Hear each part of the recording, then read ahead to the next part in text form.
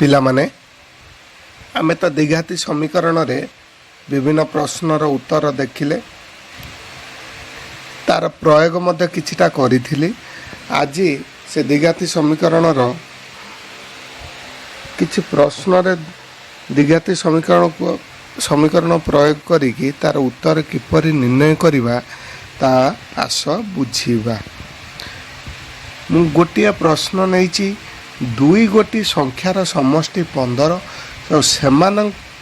व्युत्क्रम राशि द्वयर समष्टि 3/10 हेले संख्या द्वय स्थिर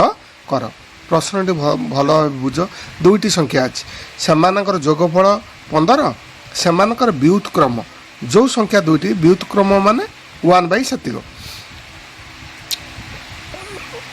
रेसिप्रोकाल राशि द्वयर व्युत्क्रम राशि द्वयर समष्टि 3/10 हेले संख्या द्वय स्थिर कर। देखिबा दुई गोटी संख्यार समष्टि केते 15 गोटे संख्या x हेले अन्यटी केते हो दुईटा मिसिक जेहेतु 15 होची 15 - x अन्य संख्याटी 15 - s तबे संख्या द्वयर व्युत्क्रम तुमको प्रश्न देइची ताने संख्या दुईटी के गोटे x आ गोटे 15 - x x र व्युत्क्रम केते 1/x आ 15 - x व्युत्क्रम केते 1/15 - x। प्रश्न कौन कही से व्युत्क्रम राशि द्वयर जोगफल 1/x plus 1/15 - x equal to 3/10। श्योर बर्तमान बाम पार्श्व को सिंप्लीफाई कर लसागु नियो x इंटू 15 - x ताकू सिंप्लीफाई कले केते हबो 15/15x - x square equal to 3/10 ताकू वज्र गुणन कर दियो 15 रे 10 गुण 100 150 इक्वल टू 3 रे 15x - x स्क्वायर गुणले केते हबो 45x - 3x स्क्वायर। सबु आड़े सबु पदटी बर्तमान जेहेतु 3 द्वारा विभाज्य तेणु 3 काटिदबा 150 रे 3 गले 50 45 रे 3 काले 15 3x स्क्वायर 3 हरले केते हबो 1 तेणु केते पाइले 50 equal to 15x - x square तेणु x square - 15x plus 50 equal to 0। देखो ताकू समाधान कर मुझे फैक्टराइजेशन मेथड बा उत्पादक प्रणाली करछि संख्या द्वयर जोगफल -15x गुणफल केते 50x स्क्वायर 50x स्क्वायर केते हबो ना -10x - 5x clear x common है x - 10 - 5 कॉमन है x - 10 इक्वल टू 0। तर x - 10 टेकिंग एज कॉमन नेले केते प्रथम पद रे x रहला द्वितीय पद रे 5 रहला x - 5 इक्वल टू 0 तनु x - 10 इक्वल टू 0 किंबा x - 5 equal to 0 x equal to 10 किंबा x इक्वल टू 5 बुझियाला। जदि संख्याटी 10 हुए तबे अन्य संख्याटी केते हबो 15 - 10 5 सेही परि संख्याटी यदि मु 5 निए अन्य संख्याटी केते हबो 15 - 10 ना 15 - 5 केते हबो 10 तबे संख्या द्वय केते हबो 5 और 10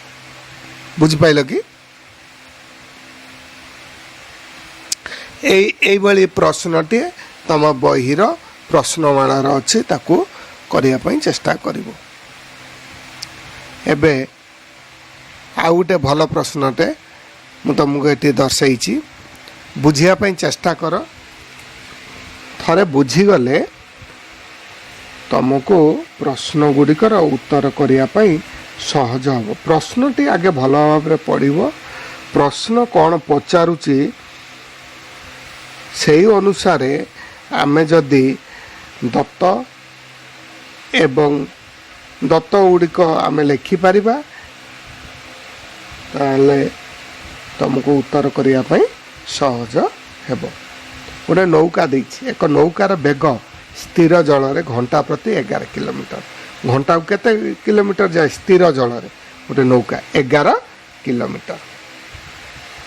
बुझियाला। स्थिर जल माने बुझी पड़तो पानीटी प्रवाहित हो न तो पूरा स्टेबल है स्थिर है यार स्रोतर प्रतिकूल प्रतिकूल माने बुझी पारछ पानीटी उपरू तलू को बही जाऊँगी नौकाटी आसब तलू उपरकू यहीटा कहवा प्रतिकूल ताने एटी कहार बेग अधिका थी टे चिंता कर कहार बेग अधिका हेले से प्रतिकूल आसीपर निहाती स्रोतर बेग को प्रतिहत करिकी नौका आसब तो नौकार बेग निश्चित अधिका थी एवं आस यार स्रोतर प्रतिकूल 12 किलोमीटर जाई पुनश्च अनुकूल पुणी स्रोत अनुकूल माने कौन स्रोत जो दिगरे प्रवाहित होउची सेई दिगरे डंगाटी बा नौकाटी आसीबो फेरी आसीबाकू गला और आसिला गला केते किलोमीटर 12 किलोमीटर फेरिबो केते सेई 12 किलोमीटर फेरी आसीबाकू समय लागिला 2 घंटा 45 मिनिट तबे स्रोतर घंटा प्रति बेग स्थिर कर बुझिपाइल अनुकूल प्रतिकूल ये दुईटी बुझीगले तुमको प्रश्न उत्तर करने किसी अड़ुआ हेब ना तेबे आमको कही तेबे स्रोतर घंटा प्रति बेग स्थिर कर मु स्रोतर घंटा प्रति बेग को x किलोमीटर नहीं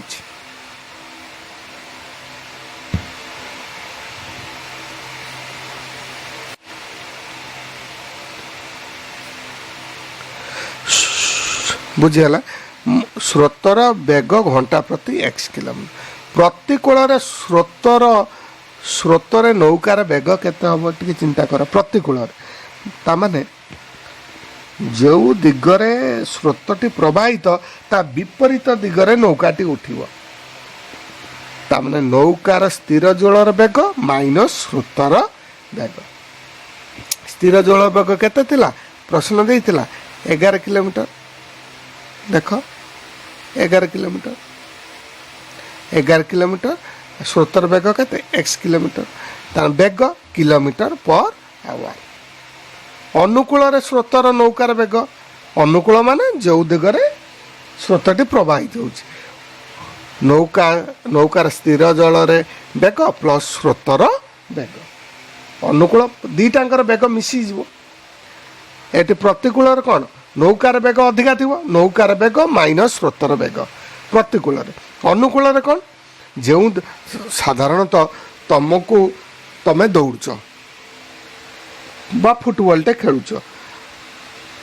जदि पवन जो दिगरे प्रवाहित होउची सेई दिग को तुम बॉल टी मार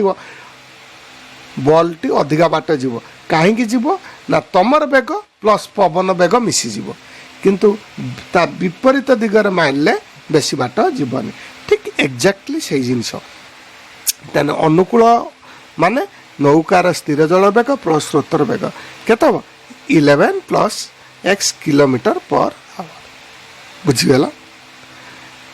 एबे ताकू मु टिके सिंप्लीफाई करके लिखी देख प्रतिकूल 11 माइनस x किलोमीटर जीवाकू केते घंटा लगे 1 घंटा प्रतिकूल एतिक किलोमीटर जीवापाई केते घंटा लगे घंटा लिखी 1 किलोमीटर जीवापाई 1/11 माइनस x आवर तन टोटाली नौकाटी केते किलोमीटर जीव ना 12 किलोमीटर तन 12 किलोमीटर जीवापाई समय केते लगिवो 12 इंटू 1/11 माइनस x तन केते हो 12/11 में 11 माइनस x आवर एबे बुझी पारथिवो सेई भली अनुकूल को आस 11 प्लस x किलोमीटर जीवापाई केते समय लगुची ताकू घंटा 1 घंटा 1 किलोमीटर जीवापाई 1/11 प्लस x आवर 12 किलोमीटर जीवापाई इंटू 12/11 प्लस x आवर ताने गला आसिला केते समय लागिवो ताने एतिक प्लस एतिक किंतु से दीटा मिसिकी केते प्रश्न तो मुझे फिर गला आउ आसिला केते घंटा लागिथिला ना 2 घंटा 45 मिनट एठारे ठीक से दुईटी को प्रश्न अनुसार मोट समय उभय प्रतिकूल जाई अनुकूल फेरवा केते घंटा लगिला 2 घंटा 45 2 घंटा 45 मिनिट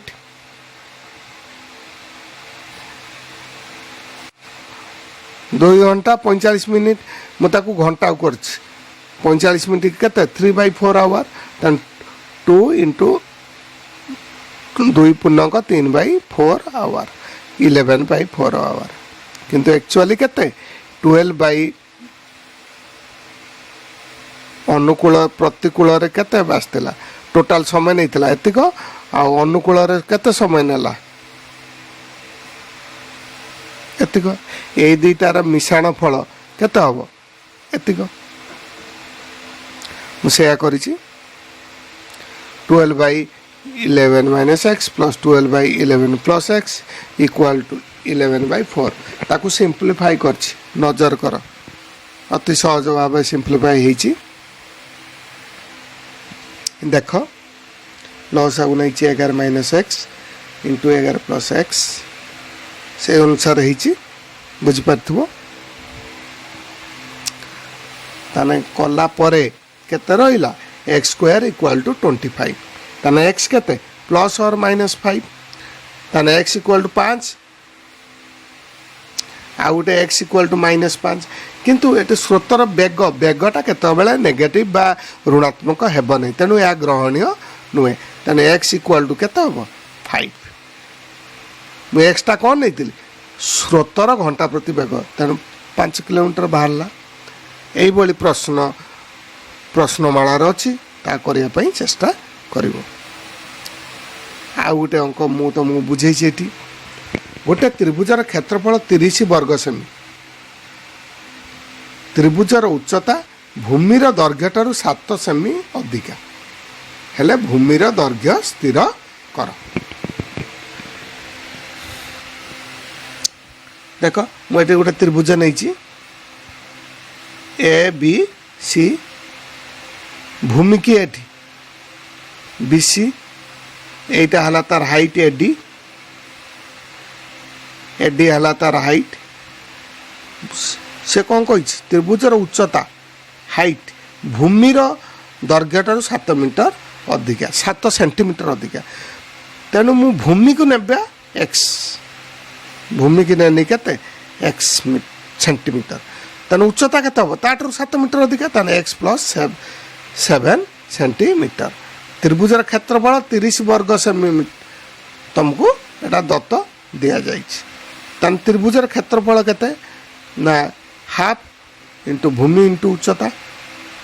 भूमि के बीसी एक्स नहीं इंटू उच्चता केते एक्स प्लस 7 इक्वाल टू केते 30 यार क्षेत्रफलटा केते देइछ त्रिभुजर क्षेत्रफल एटा त्रिभुजर क्षेत्रफल केते तुमको दत्त देइछ 30 तेणु ता जगह लिखिल 30 याकू सिंप्लीफाई करो एक्स स्क्वायर प्लस 7x/2 दक्षिण पार्श्व जोटा अच्छी equal to 30 x square plus 7x equal to 60 x square plus 7x 60 टाक बाम पार्श्व को नहीं आसले -60 इक्वाल टू 0 एटा को फैक्टराइजेशन बा उत्पादक प्रणाली करछि दुईटी संख्यार जोगफल 7x गुणफल -60x स्क्वायर से राशि दुए के 12x माइनस 5x तन 12x minus 5x 12x minus 5x ताको जोग कले केते हबो 7x ता गुणी देले केते हबो 60x स्क्वायर x क्लियर मु एटे दुईटी पद x स्क्वायर 12x दुईटी पद अछि x कॉमन आले x प्लस 12 ए दुईटी पद रु -5 कॉमन आले x प्लस 12 तने x प्लस 12 दुईटी पदर अच्छी x प्लस 12 कॉमन आले x माइनस 5 इक्वल टू 0 तने केते हला x प्लस 12 इक्वल टू 0 और x माइनस 5 इक्वल टू 0 तने x इक्वल टू -12 और x इक्वल टू 5 किंतु दैर्घ्य केतबेले ऋणात्मक हेबने तेणु यह असंभव तेणु पॉजिटिव टा नब x इक्वल टू 5 x टा का को धरतिली भूमिर दैर्घ्य तुमको प्रश्न पचार थिला भूमिर दैर्घ्य स्थिर कर पाइल 5 सेंटीमीटर जदि पचार था उच्चता हाइट के एडी केते हिता एक्स प्लस 7 ताने 5 प्लस 7 12 सेंटीमीटर पचार थिले करि थांतो तुमको प्रश्न रे भूमिर दैर्घ्य न देकी उच्चता दैर्घ्य मागी पारे भावुची द्विघाती समीकरण जिते गुड़े प्रश्नर उत्तर आलोचना करागला सेगुड़ बुझीपार प्रश्नमालार प्रश्न गुड़िकर उत्तर करने चेष्टा करिवो। आज एतिक।